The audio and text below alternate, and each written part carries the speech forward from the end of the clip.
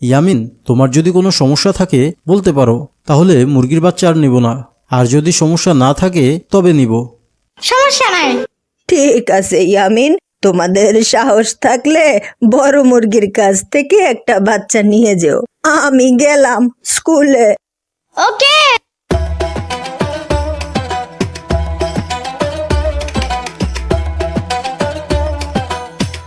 ইয়ামিন, চলো তোমাকে বাসায় দিয়ে আসি আগে। কেন?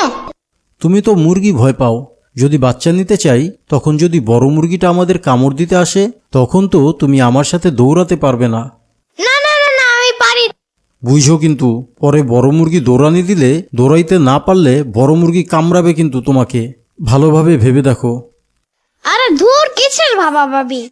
তাহলে চলো চুপ করে গিয়ে টুপ করে বাচ্চাটা ধরে ফেলি, ঠিক আছে? ওকে।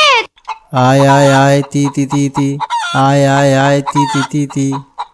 আরে ধুর, আমি একটু করতে চাই।